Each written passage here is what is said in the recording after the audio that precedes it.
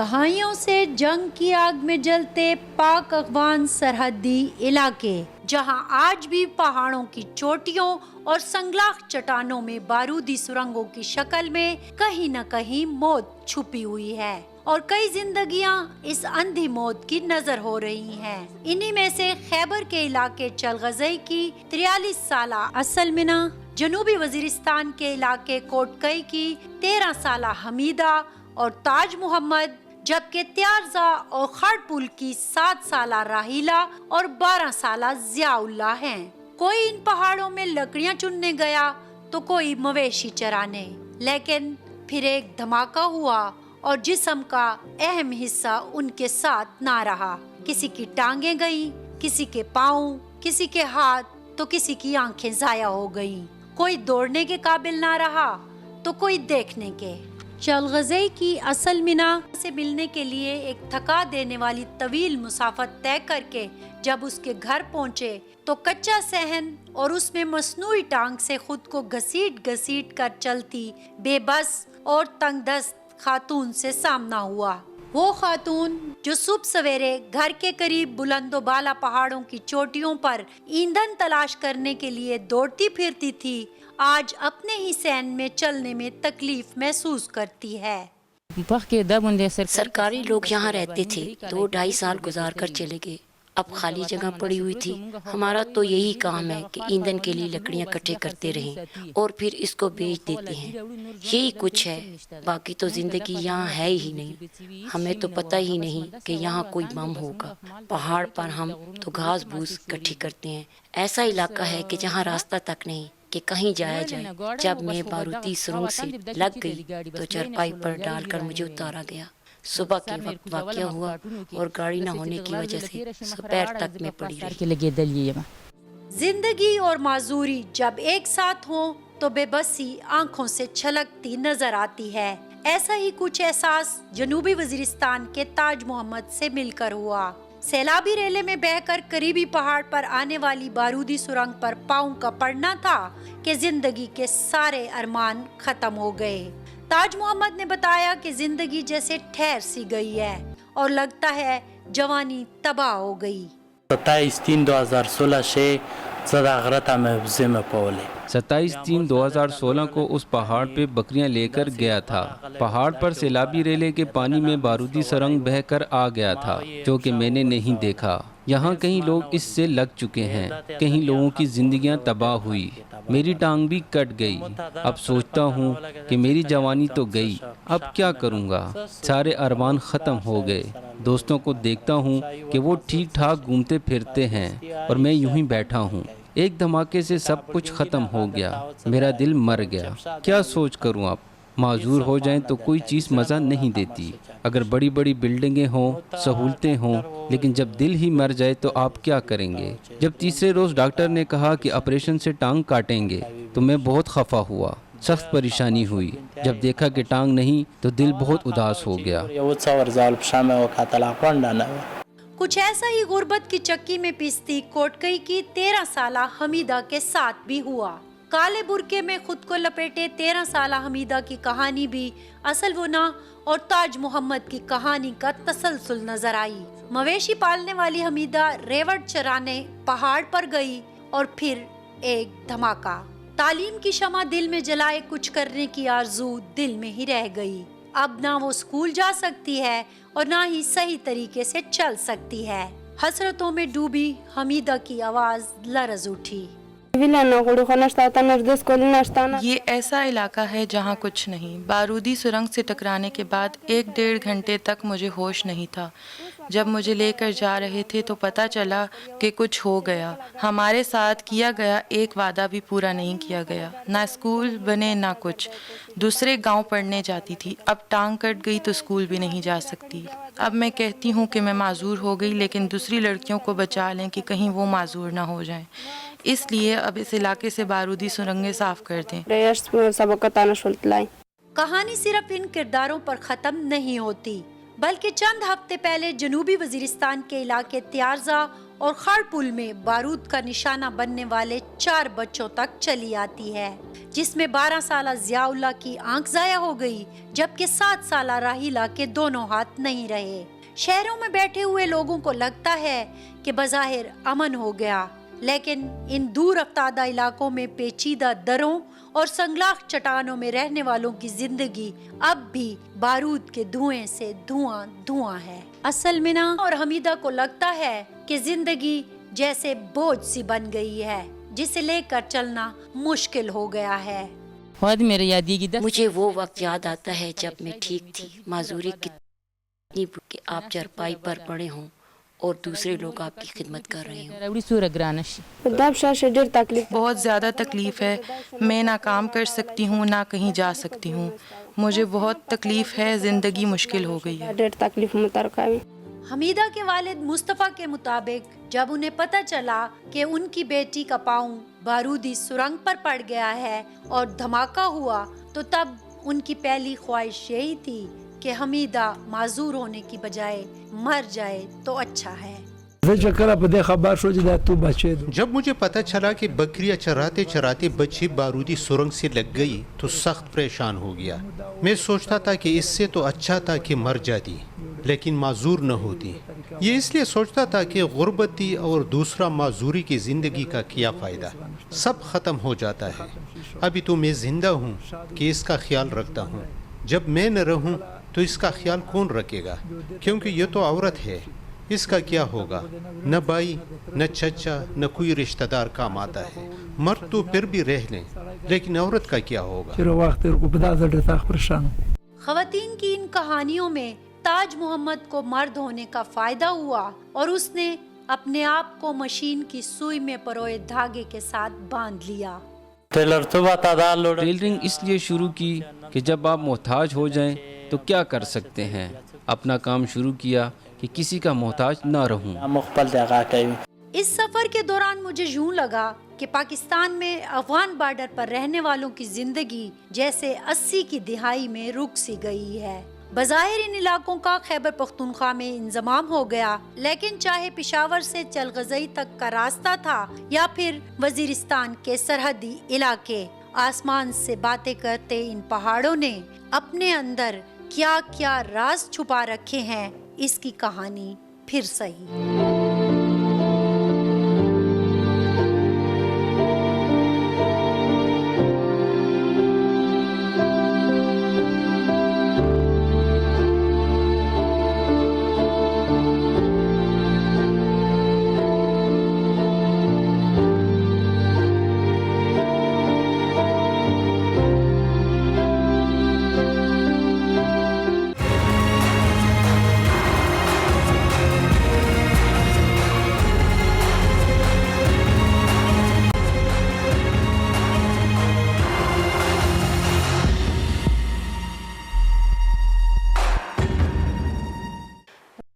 Welcome break پر جانے سے پہلے ہم آپ کو ملوا رہے تھے کچھ ایسے متاثرین سے جو کہ مائنز سے یعنی کہ بارودی سرنگوں سے متاثر ہوئے اور ان کے جسم کے مختلف اعضاء جو ہے وہ ان بلاسٹ سے، ان دھماکوں سے متاثر ہوئے اور انہوں نے اپنے جسم کے وہ حصے کھو دیے اور اب آرٹیفیشل جو لیمز ہوتے ہیں ان کے ذریعے یا آرٹیفیشل اعضاء کے ذریعے وہ اپنی زندگی گزار رہے ہیں۔ پشاور میں اس وقت ہم موجود ہیں اور یہ ادارہ ہے پیپاس۔ ہمارے ساتھ موجود ہیں عابد علی صاحب جو کہ پیپاس میں ایز اے کنسلٹنٹ کام کرتے ہیں۔ پشاور میں ایک سب سے بڑا ادارہ ہے پیپاس۔ یہ کیا ادارہ ہے، یہ کیا کام کرتا ہے، ان کے پاس فیکٹس اینڈ فگر نمبرز کیا ہیں جو پچھلی اگر 1 سے 1.5 دہائی کی ہم بات کریں اور خصوصاً 2010 سے لے کر 2019 کی ہم بات کریں تو کیا کچھ ان کے پاس انہوں نے دیکھا، کون سے مریض ان کے پاس آئے، کہاں سے آئے اور انہوں نے ان کو ایک نئی زندگی یا کچھ نئی وہ جو ایک روشنی کی کرن دینے میں کیا کردار ادا کیا، یہ ہم جانیں گے عابد علی صاحب سے۔ بہت شکریہ عابد علی صاحب، آپ ہمارے ساتھ ہیں۔ عابد صاحب سب سے پہلے تو بتائیے کہ یہ پیپاس ہے کیا، تھوڑا سا ہمارے ناظرین کے لیے۔ بسم اللہ الرحمن الرحیم۔ سب سے پہلے آپ لوگوں کا شکر ہے کہ آپ لوگوں نے ٹائم دی پیپاس آئے۔ پیپاس ایک ایسا ادارہ ہے، یہ انٹرنیشنلی انٹرنیشنلی رجسٹرڈ بھی ہے اور ایک ایسا ادارہ ہے جو ایمپوٹیز پہ کام کر رہے ہیں, پوجو پہ کام کر رہے ہیں. یہ KTH سے سٹارٹ ہوا تھا, ابھی تک یہ بہت سارے مریض کو ٹریٹ کر چکا ہے. زیادہ تر یہ بم بلاس پہ کام کر رہے ہیں, روٹریپک پہ بھی کام کر رہے ہیں. جو پیشنٹس ہوتے ہیں ادھر ٹریٹ ہوتے ہیں, اور جو پیشنٹس زیادہ تر جو پیشنٹس ہوتے ہیں یہ بالائی علاقوں سے ہوتے ہیں, ایجنسی سے ہوتے ہیں. مجھے پہلے یہ بتائیے کہ کیا یہ ایک خود مختار ادارہ ہے, خیبر پختونخوا حکومت کے زیر انتظام ہے, کس طرح, اور آپ کو فنڈنگ وغیرہ ہوتی ہے, کس طرح آپ کا نظام چل رہا ہے؟ یہ اٹانومس باڈی ہے. 1999 میں ایک اس کا پاس ہوا تھا, اسی ایک کے تھرو اٹانومس باڈی ہے, خود مختار ادارہ ہے. یہ حکومت کی طرف سے کچھ اس کو نہیں مل رہی ہے, مطلب ڈونیشن نہیں مل رہی ہے ابھی تک. یہ جو چل رہی ہے پروجیکٹ کے تھرو چل رہی ہے, جتنے ہم پیشنٹ کر رہے ہیں پروجیکٹ کے تھرو کر رہے ہیں ابھی تک. ابھی ہمارے پاس جو ہے یہ ICSC کا ایک پروجیکٹ ہے, پاکستان بیت المال کا ایک پروجیکٹ چل رہا ہے, صحت انصاف کارڈ کا ایک پروجیکٹ چل رہا ہے. اس سے پہلے ہل پیج پروجیکٹ ایک تھا, کیونکہ دسمبر 2019 میں ختم ہو گیا. تو ابھی ہم جو ہے نا وہ 3 پروجیکٹس پہ کام کر رہے ہیں. اس میں کچھ ایسے پیشنٹ ہوتے ہیں جو سیلف پیڈ ہوتے ہیں, مطلب اپنے طور سے پیسے کا ارینجمنٹ کر کے وہ دے دیتے ہیں اور ہم اس کی ٹریٹمنٹ کر دیتے ہیں. ٹھیک ہے, تو کرائٹیریا آپ کا کیا ہے کہ کون خود پے کرے گا اور کس کو کہ آپ مفت علاج دیں گے؟ کرائٹیریا تو یہی ہے کہ مطلب جو پیمنٹ کر سکتے ہیں, امیر ہو تو اس کو ہم وہ نہیں رکھتے اس پہ, مطلب, اور جو غریب ہو پے نہیں کر سکتے, سچ کوئی کرائٹیریا نہیں ہے اس کے لیے. ٹھیک ہے. اچھا, اگر ہم آ جائیں 2010 سے لے کر 2019 یا 20 تک کا, اگر ہم آپ کے پاس, ظاہر ہے اب 20 تو چل رہا ہے, 19 تک کا آپ کے پاس ڈیٹا ہوگا, تو آپ کے پاس جو لوگ آتے ہیں ان میں سے کتنے بلاسٹ جیسے مائنز ہو گئے, بم ہو گئے, ان کے متاثرین ہوتے ہیں, اور کتنے روڈ ایکسیڈنٹ کے ہوتے ہیں؟ زیادہ تر جو ہوتے ہیں وہ بم بلاسٹ کے ہی ہوتے ہیں. اچھا, بم بلاسٹ 70% تقریباً بم بلاسٹ کے پیشنٹس ہوتے ہیں. باقی اس میں روٹریپک بھی ہوتے ہیں, ویسکولر ڈیزیز بھی اس میں ہوتے ہیں, تو کچھ پرسنٹیج اسی طرح ہوتے ہیں. اس میں مرد بھی ہوتی ہے, خواتین بھی ہوتی ہے. 40% کے لگ بھگ مرد ہوتے ہیں, اس میں 35% آلموسٹ فیمیل ہوتے ہیں, 20-25% یہ بچے ہوتے ہیں. اچھا, تو اگر ہم ایج وائز ان کو بریک اپ کرنا چاہیں کہ کس ایج کے زیادہ ایسے لوگ آئے جن کے اعضاء متاثر ہوئے اور آپ نے ان کو آرٹیفیشل اعضاء لگائے؟ یہ مرد میں, میل میں اگر بات کیا جائے تو تقریباً آلموسٹ 30 سے لے کے 50 اس کے بیچ میں آتے ہیں. اچھا, اور بچوں میں راؤنڈ اباؤٹ 10 سال سے کم جو ہوتے ہیں بچے اس میں ہوتے ہیں. فیمیل بھی اسی طرح کے, جس طرح میل کے ہوتے ہیں اسی طرح کے ہوتے ہیں. اور اب تک آپ نے کتنے لوگوں کا علاج کیا, یہ جو آپ نے 2010 سے 2019 تک کا وہ اپنا ایک نمبرز دیکھے ہوں گے؟ راؤنڈ اباؤٹ ابھی تک جو ٹریٹمنٹ ہے 2010 سے لے کے 2019 تک تقریباً 1 لاکھ کے لگ بھگ ہم ٹریٹمنٹ کر چکے ہیں ایمپوٹیز کے. 1 لاکھ افراد کی؟ 1 لاکھ افراد کی. اور اس میں یہی مطلب بریک اپ تھا کہ 40% مرد, 35 سے 40% پھر خواتین, یا 20 سے 25% پھر بچے آ جاتے ہیں.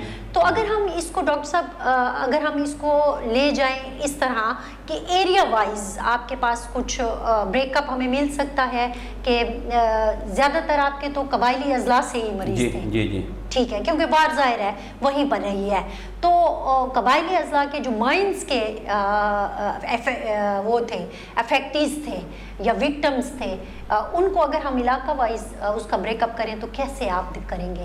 اس میں زیادہ تر جو ہوتے ہیں وہ ایجنسی سے ہوتے ہیں, جیسے باجوڑ ایجنسی ہو گیا, نارتھ ساؤتھ وزیرستان ہو گیا, جی, یہ خیبر ایجنسیز ہو گئے زیادہ تر, جو کہ اب ضلع بن چکا ہے. جی ابھی ضلع بن چکے. اس سے پہلے چونکہ ایجنسی تھی تو وہاں سے زیادہ تر پیشنٹس آتے ہیں, اس کو ہم ٹریٹ کرتے ہیں. تو ہم علاقہ وائز اگر ان کو بریک اپ آپ سے مانگے کہ زیادہ کیسز آپ نے کہا کہ نارتھ اور ساؤتھ کے ہیں, تو اس 1 لاکھ کا آپ کیسے بریک اپ کریں گے کہ نارتھ اور ساؤتھ میں سے کتنے آئے, پھر خیبر, پھر باجوڑ, یا پھر سیٹلڈ ایریا میں جو بلاسٹ ہوئے اس کا کیا ریشو رہا؟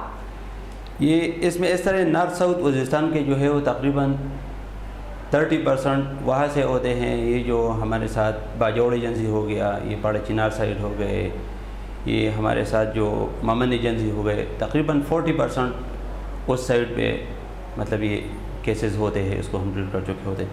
باقی جو 30% رہتے ہیں اس میں مردان کو دیکھا جائے، پشاور کو دیکھا جائے، یہ جو سٹیز ہے سوابی ہو گیا، تقریباً ادھر سے ہی یہ کور ہو جاتے ہیں، اتنے سارے یہاں سے آتے ہیں۔ اچھا، آپ جب علاج کرتے ہیں تو یہ سب کا پشاور میں علاج کرتے ہیں یا ہر ایک کا اپنا کہیں آپ نے ایک علیحدہ سینٹر بنایا ہوا ہے؟ اپنے پشاور میں بھی ہوتی ہے، ہم نے پریپری سینٹرز بھی ہے، ڈیا خان میں ہمارا الگ سینٹر ہے، پریپری سینٹر ہے، بنو میں الگ ہے، سوات میں ہے، تیمارگرہ میں ہے، بنیر میں ہے، ہنگو میں پکنگ پوائنٹ ہے، مردان میں بھی ہے۔ اچھا، مردان میں بھی ہے۔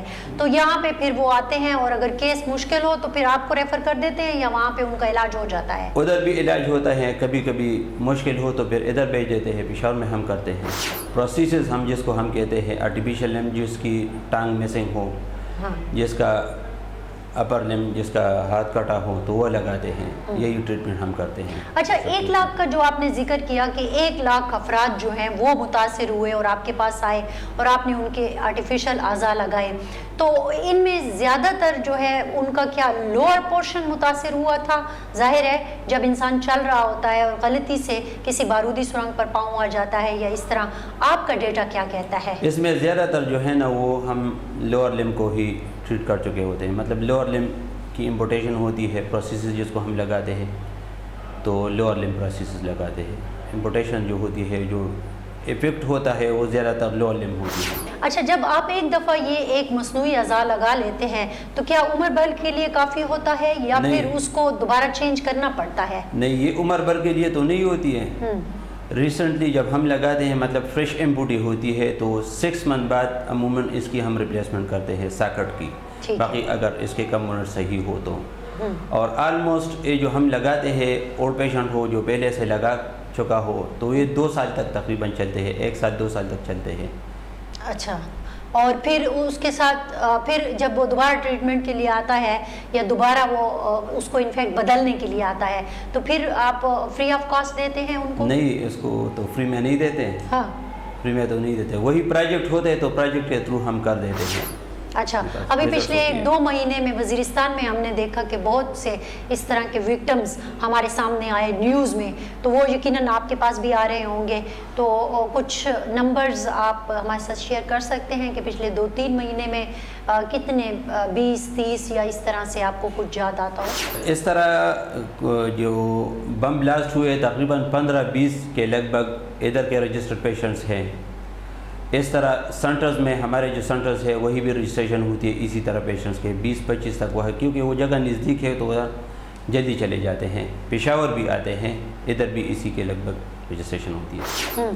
ٹھیک ہے، بہت شکریہ عابد علی صاحب۔ اگر ہم پچھلی 1 دہائی کی بات کریں تو 1 لاکھ سے زائد افراد کو انہوں نے آرٹیفیشل اعضاء لگائے، یعنی کہ ہمارے پاس جو اب فگر آیا ہے وہ 1 لاکھ سے زائد افراد جو ہیں وہ متاثر ہوئے ہیں، اور پچھلے 1-2 مہینے کی بھی اگر ہم بات کریں تو وہ ان کا ڈیٹا یہ کہتا ہے، نمبرز یہ کہتے ہیں کہ ساؤتھ اور نارتھ وزیرستان سے جو ہیں ابھی بھی وکٹمز آ رہے ہیں اور وہ یقیناً بلاسٹ اور بارودی سرنگوں سے متاثر ہوتے ہیں۔ عابد علی صاحب کہہ رہے تھے کہ جو قبائلی اضلاع ہیں ان کے وکٹمز ان کے پاس زیادہ ہیں۔ اب ہم دیکھ رہے ہیں کہ پچھلے 1 سال سے قبائلی اضلاع میں الیکشن ہوئے، خیبر پختونخوا اسمبلی میں ان کے نمائندے آ کے بیٹھے ہیں، کیا وہ آواز اٹھا رہے ہیں ان ساری ناانصافیوں کی، ان سارے معاملات کی جو جنگ ختم ہونے کے بعد بھی ان کو درپیش ہیں؟ وہ مسائل، وہ مشکلات، وہ کیا ایسی چیزیں ہیں جو کیا ان کے سامنے ہیں اور کیا اس پر وہ آواز اٹھا رہے ہیں اور کیا ان کی آواز سنی جا رہی ہے؟ یہ وہ سوال ہے جو پروگرام کے اگلے حصے میں ہم رکھیں گے ایک منتخب نمائندے کے سامنے۔ ہمارے ساتھ رہیے گا۔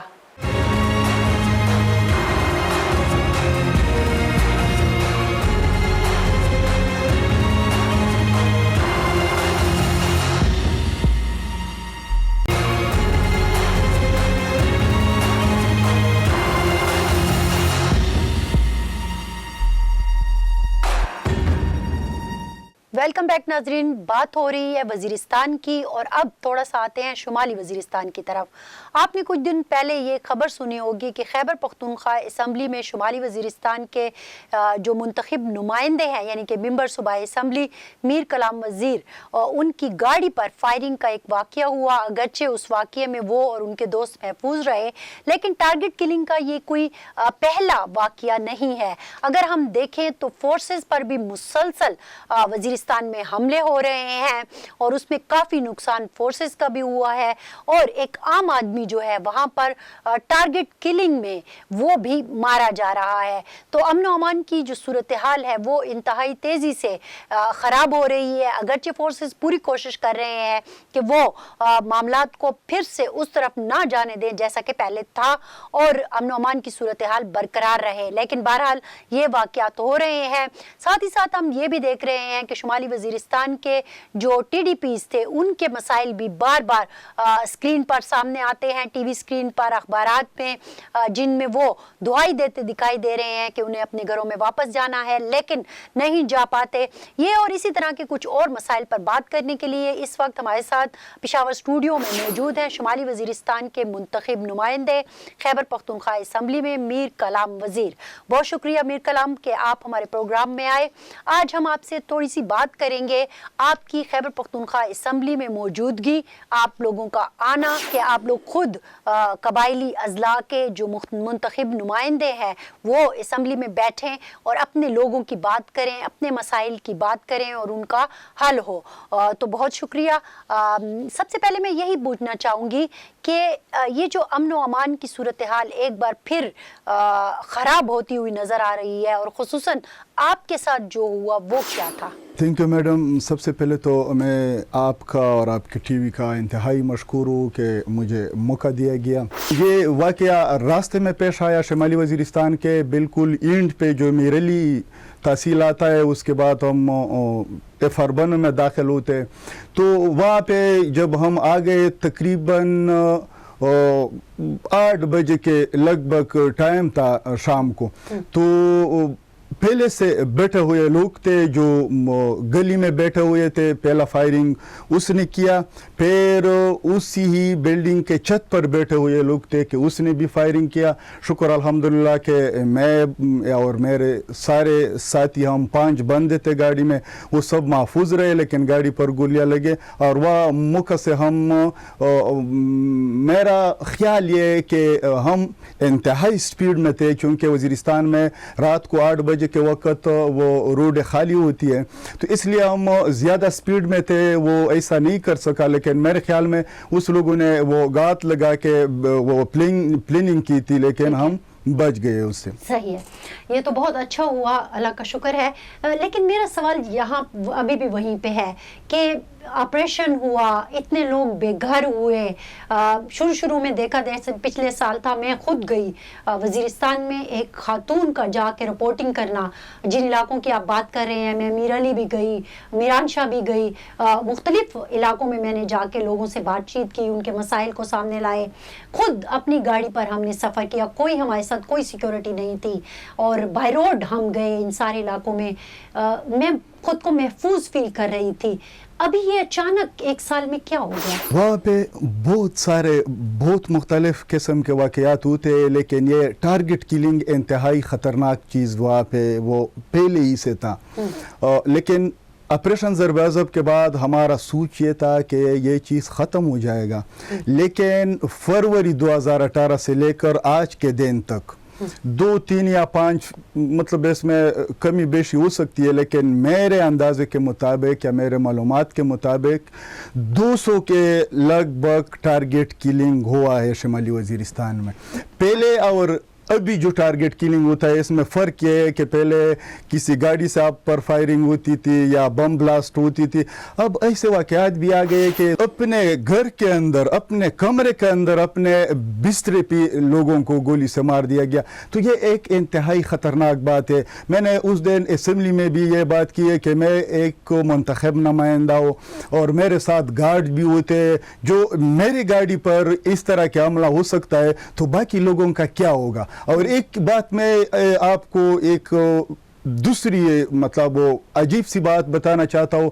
कि एक पश्तून माशरे में एक औरत को टारगेट किलिंग का निशाना बनाना, ये हमारे न रिवायत में न ये हमारे इलाके में आज के दिन तक हुआ है। अगर होते ऐसे वाक़यात या गैरत के नाम पे होते या दूसरा कोई मसला, लेकिन टारगेट किलिंग में हमारे ख़वातीन नहीं मारे गए थे। अब 1 महीना पहले तकरीबन मिरेली में यह वाक़या पेश आया कि एक औरत को टारगेट किलिंग के ज़रिए वो उसको भी मारा गया। तो वो बुनियादी तौर पर एक बार फिर वज़ीरिस्तान में दहशतगर्दी की एक लहर आ गई है, और हम ये नहीं कहते कि वहाँ पे मतलब ये बिल्कुल ऐसे उसके ख़िलाफ़ कुछ हुआ नहीं है या मतलब रेजिस्टेंट नहीं है। वो फ़ौज के जवान भी वक्तन फ़वक्तन उसके साथ वो मुकाबले में वो उसके ज़द में आते और वो भी आते, लेकिन हमारा फोर्सेस को तो बहुत बुरी तरह निशाना बनाया जा रहा है। आपने देखा होगा कि न सिर्फ नॉर्थ में बल्कि साउथ में भी और मुख्तलिफ कबायली अजला में मुसलसल फोर्सेस पर ब्लास्ट जो हैं वो हो रहे हैं। तो बहुत कीमती जानें हम खो रहे हैं। ये सिर्फ एक आम आदमी का मसला नहीं है, ये ओवरऑल एक अमन व अमान की सूरत हाल ख़राब होने का मसला है। आप नहीं समझते मेरे कलाम? बिल्कुल, मैं ये भी एक्सेप्ट कर लेता हूँ कि फ़ौज पर हमले होते, हमारे सिक्योरिटी के जितने भी इदारे उन लोगों पर हमले होते हैं। ये जो टीडीपी के आप मसला बता रहे थे शुरू में, तो इस पे अगर थोड़ी सी बात कर लें कि वो एक तो वो जो सरहद पार चले गए उनकी ज़ाहिर है वापसी का एक बहुत बड़ा मसला है, उनकी क्लियरेंस होनी है। मुख्तलिफ मौक़ों पर हमने भी ये सवाल पूछा मुतलका हुकाम से और वो कह रहे हैं कि क्लियरेंस के मसले अभी चल रहे हैं। लेकिन जो मुल्क के अंदर हैं, आपके ख्याल में इस वक्त बका खेल में कितने टीडीपीज़ आपके मौजूद हैं नॉर्थ वज़ीरिस्तान के? सबसे पहले तो ये क्लियरनेस की मैं बात करती हूँ, चूँकि वक्त भी कम है, लेकिन वो उसको क्लियर करना इतना मसला नहीं है। वो मतलब जाहिर सी बात है कि उनके लिए एक सिस्टम बनाया जाए, वो आ सकते हैं, लेकिन 6 सालों में ये कैसा ये बात है कि वो क्लियर नहीं हो सकता। तो दूसरी बात, बाका खेल IDPs कैंप में अब तो पहले 2900 ख़ानदान रहते थे, अब तकरीबन 2000 के लगभग ख़ानदान उसमें रह रहे। इसके अलावा खैबर पख्तूनख्वा और पूरे मुल्क के मुख्तलिफ इलाकों में लोग रह रहे। लेकिन हमारी मुतालबा ये, मेरा मुतालबा ये होगा, टोटल कितनी होगी जो मुख्तलिफ इलाकों में रह रहे हैं? तकरीबन उसकी तादाद भी 18-20 हज़ार के करीब होगी। खानदान ठीक है। मीर कलाम साहब, आपकी तो बातों से ये लगता है कि हम जो इतने खुश हो रहे थे कि खैबर पख्तूनख्वा के जो कबायली अजला हैं उनके नुमाइंदे असम्बली में आएंगे, वो अपने मसाइल बताएंगे, उनकी आवाज़ होगी, तो लग तो ये रहा है कि आपकी तो आवाज़ कोई सुन ही नहीं रहा। मैं आपको बिल्कुल 2 मिसालें दे देती हूँ जो मैंने मेरे साथ खुद ही हुई है असम्बली में। एक बार मैंने अपना स्पीच ही वो जब दरमियान तक पहुँचाया तो स्पीकर साहब ने कहा कि आप बैठ जाए, नमाज का टाइम है। तो मुझे बैठाया और मैंने गुस्से में कहा, मेरा माइक भी बंद किया और मैंने अपने साथ गुस्से में कहा कि जब हमारी बारी आती है तो नमाज का टाइम आ जाता है, लेकिन वो माइक पे आ गया। वो इसके बाद उसने शगुफ्ता मलक हमारे वो MP है, उसको कहा कि आप अपना बात कीजिए। तो नमाज का टाइम अगर होता तो सारों के लिए होना चाहिए था।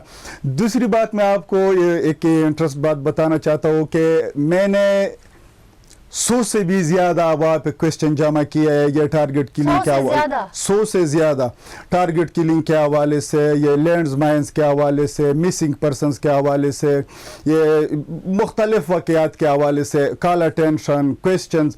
वो बिजनेस में नहीं आते, लेकिन एक दिन मैं बिल्कुल मैंने सोचा कि यार ये तो आपके साथ या ज़्यादती हो रही है या आपकी वो ये इन चीज़ों में कोई मसला।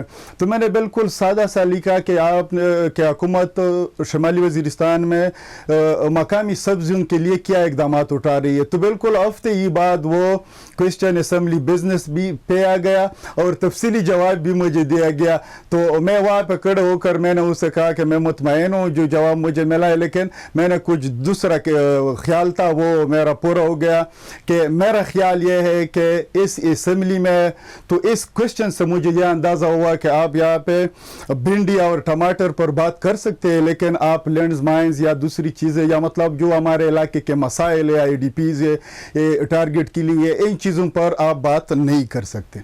अच्छा, तो आप भिंडी और टमाटर पर आपको बात करने की इजाज़त मिली, लेकिन जो दूसरे अहम मसले हैं जिनकी वजह से लोगों की जानें जा रही हैं या जिनकी वजह से फिर जो एक वो अफरीत जिस पर के हमने काबू पाया था वो फिर से सर उठा रहा है या उठाने का उसका खदशा पेश आ रहा है, तो वो उस पर आपको बात करने की इजाज़त नहीं मिली। बहुत शुक्रिया मीर कलाम वज़ीर हमारे साथ थे आज के प्रोग्राम में, और हमने कुछ कोशिश की कि वज़ीरिस्तान के हवाले से स्पेशली बात की जाए कि जो खबरें हम तक आ रही होती हैं और बड़े नॉर्मल से अंदाज में वो खबरें चल जाती हैं लेकिन डिटेल से कभी उन पर गुफ्तगू नहीं हो पाती, तो एक मुंतखब नुमाइंदे की आवाज़ आप तक पहुंचाई जाए। आज की ब्यूरो रिपोर्ट की ये कोशिश थी, लेकिन हमने देखा कि वो मुंतखब नुमाइंदा जिसके बारे में बड़ी बड़ी बातें की गई, जिनको असम्बलियों में खैबर पख्तूनख्वा असम्बली में लाने पे बहुत क्रेडिट लिया गया था,